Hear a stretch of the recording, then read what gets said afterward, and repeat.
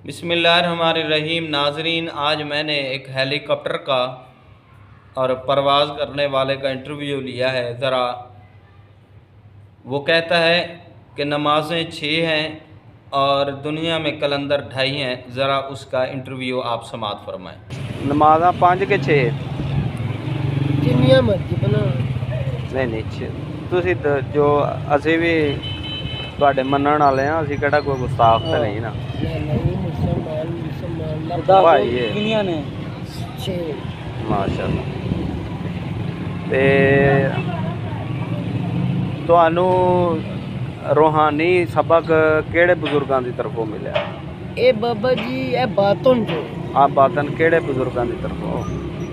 वली कुरान शर्फ ते ऐसे समझना हुने पटा पाया है। ए भी हजरत शहबाज कुलंदर दे दरवाजे सुभान अल्लाह। समझे हाँ। ए रंग उधर दा चलदा है कुलंदरी। ए कुलंदर दा ते नौशो पाए कुलंदर दा बड़ा फर्क है। हुन वेखो हकबुल सुल्तान से हाँ मान दा पेड़ दा वली से बिल्कुल है वो भी कलंदर है।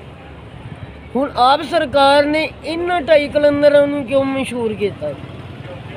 ਇਹ ਵੀ ਤੇ ਵੇਖਣੀ ਗੱਲ ਹੈ। ते गौस पाक माशाल्लाह वो भी सुने, वो भी कलंदर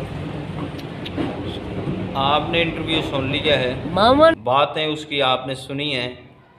जिस शख्स को नमाज का इल्म नहीं और जिस शख्स को रूहानी जिस्मानी मसाइल तो दूर की बात रह गई, इस चीज़ का इल्म नहीं और हमारे लोग इन लोगों को कलंदर समझते हैं, इन लोगों को बहुत बड़ा वली समझते हैं। मेरा इंटरव्यू लेने का मकसद और आप तक पहुंचाने का मकसद ये था कि आप ऐसे फराडियों से बचें, ऐसे 2 नंबर आदमियों से बचें, ताकि जिनको कुरान का इल्म नहीं, जिनको अहादीस का इल्म नहीं, उन्होंने दुनिया की क्या खिदमत करनी है।